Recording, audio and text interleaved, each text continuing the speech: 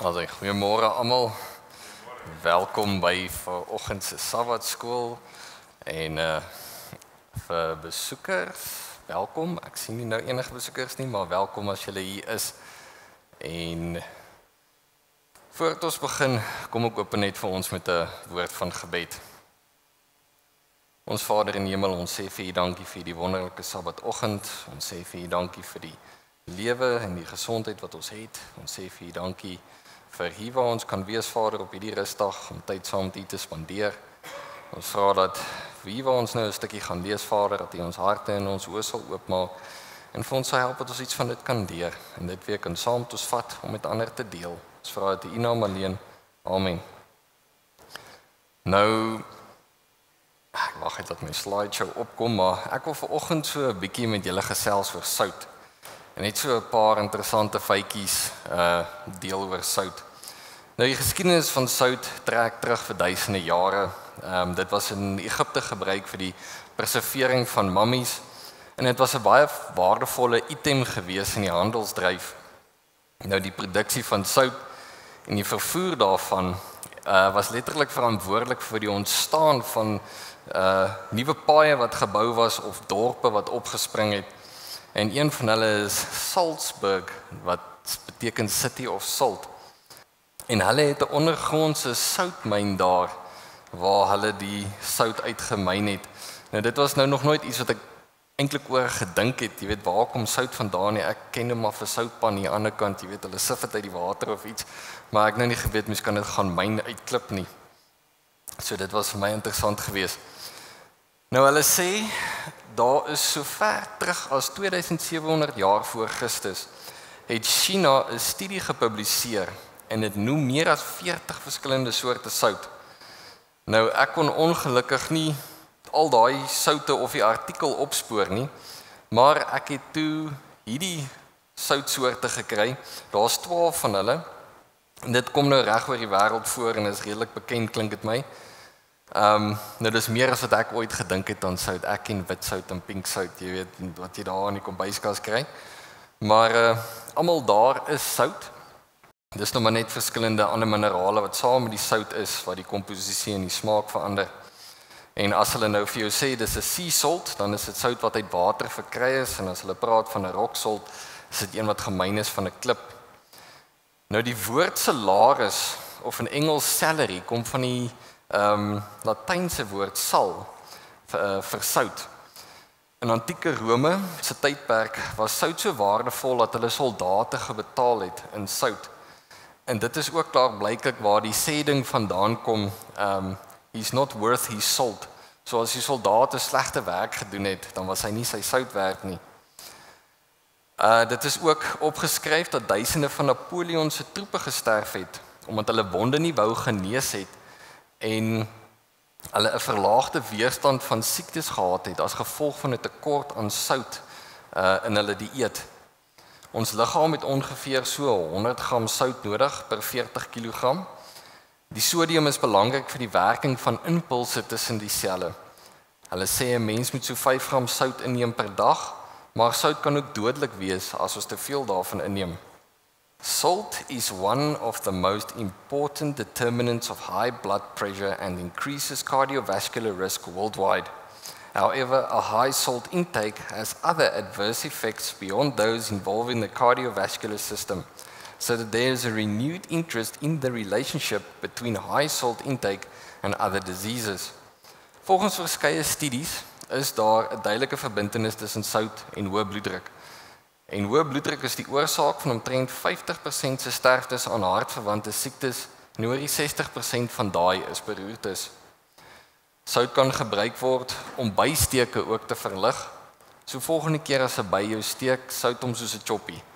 So ja, dit gaan nou seker meer denkwyse wees van hoe om die sout daar te kry en daar te hou. Maar dit bring ons nou natuurlik na die volgende vers. Want die Bybel praat ook oor sout. So ons lees in Matteus 5 vers 13. Julle is die sout van die aarde. Nou sout is 'n waardevol as 'n preserveermiddel en 'n geurmiddel. En wanneer God sy kinders die sout van die aarde noem, wil hy hulle leer dat hulle die ontvangers van sy genade gemaak is en sodat hulle werktuie kan word om ander te red. Ons moet 'n lig wees in die donker sondige wêreld. Die rede waarom God 'n volk uitverkies het om voor die wêreld te staan, was nie net dat hy hulle sy seuns en sy dogters kan wou aanneem nie, maar dat die wêreld deur hulle die reddende genade kan ontvang. Titus 2 vers 11 sê vir ons, want die reddende genade van God het aan alle mense verskyn. Jesus se opdrag was, gaan uit en maak disippels. Ons het 'n verantwoordelikheid van die mense om ons om hulle te lei na Christus. Ons moet elke dag bid dat die Heilige Gees ons sal lei en dat ons die regte manier sal vind en gebruik om hulle te beïndruk. Mense word bereik op verskillende maniere. Vir party moet ons iets sê, vir ander moet ons 'n voorbeeld stel. Dit vat tyd vir die Heilige Gees om die werk te doen. Ons saai die saadjies of gee die water. Ons moet ook versigtig wees, want as jy te veel sout in jou kos gooi, kan dit gou die kos oneetbaar maak. Ongelukkig so ook met Christendom. Daar is vele mense wat wegdraai van Christendom, omdat vele mense wat met hul mond getuigel is 'n Christen, nie 'n Christelike lewe leef nie. Die manier hoe hulle ander hanteer of hoe hulle praat oor mense, die eie ek is ons grootste vyand. Jesus se metode was nederigheid en liefde. As ons nie dieselfde resep volg nie, gaan ons meer skade aanrig as goed doen. Ek wil vir ons lees uit Lukas 18, omdat hierdie vergelyking swaalf raak aan hierdie punt. 2 manne het na die tempel opgegaan om te bid, die een 'n fariseer en die ander 'n tollenaar. En die fariseer het gaan staan en by homself so gebid: O God, ek dank U dat ek nie soos die ander mense is nie, rowers, onregverdiges, egbrekers of ook soos hierdie tollenaar nie. Ek vas 2 keer in die week, ek gee 10des van alles wat ek verkry. En die tollenaar het ver weg gestaan en wou selfs nie sy oë na die hemel ophef nie, maar het op sy bors geslaan en gesê: O God, wees my sondaar genadig. Ek sê vir julle, hierdie laaste een het regverdig na sy huis gegaan, eerder as die eerste een. Want elkeen wat homself verhoog sal verneder word, en hy wat homself verneder sal verhoog word. Mooi woorde en dade wat voortspring uit om self te bevoordeel, beteken niks in God se oë. Maar hoe min ook al gedoen uit 'n opregte hart, sien hy raak. Nou hoe verbeter ons soutgehalte? Daar is 3 instrumente wat 'n hand het hiermee. Die eerste sien ons in 'n gebed van Jesus, sy laaste gebed aan sy disippels voordat hy gekruisig is. Johannes 17 vers 17, heilig hulle in U waarheid, U woord is die waarheid.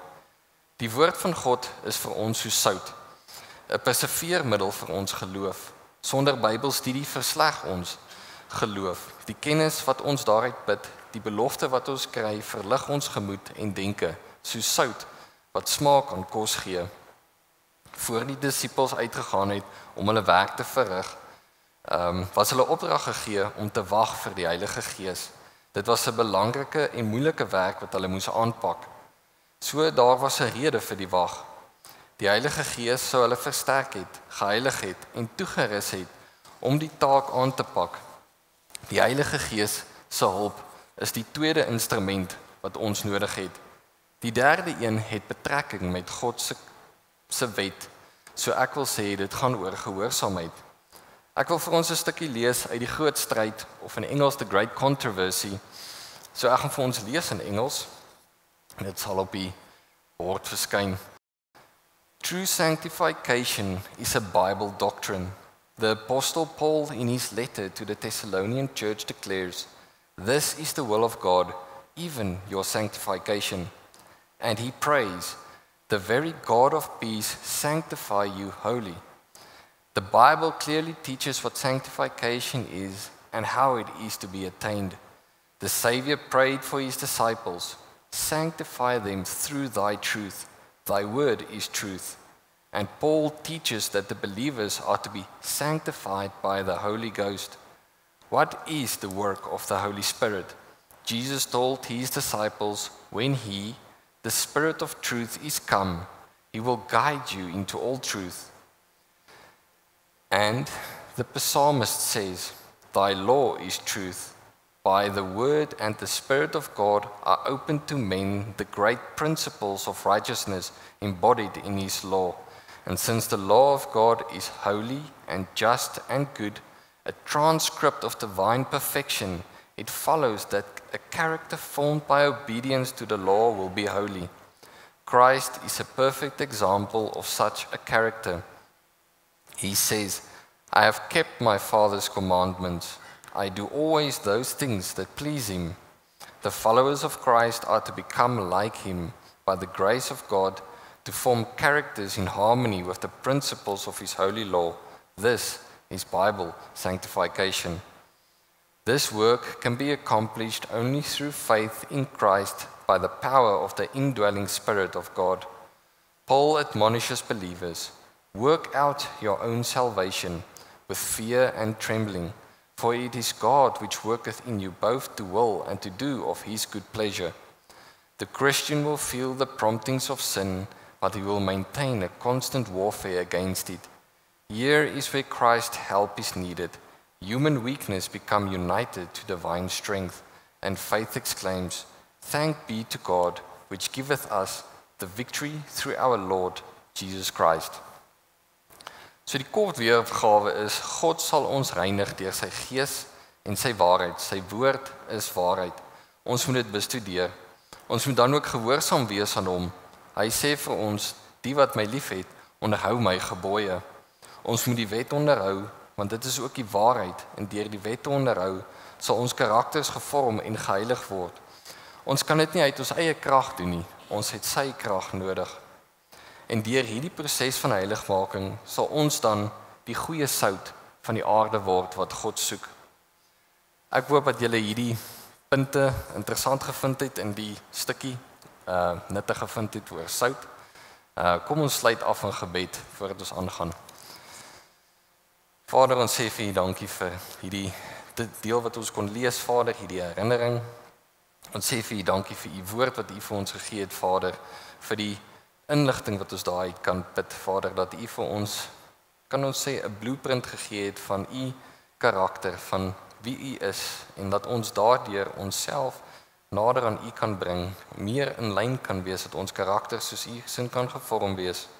Ons vra dat U met ons sal wees deur hierdie Sabbatdag, dat U vir ons 'n rus sal gee, dat U sal wees met die ander mense wat ook 'n boodskap gaan bring in verskeie kerke, dat hulle boodskap sal 'n goeie boodskap wees vir die gehoor waarvoor hulle spreek, Vader, en dat dit harte kan aanraak. Ons vra dat U nou met ons sal wees deur hierdie dag. Ons vra dit in U naam alleen. Amen.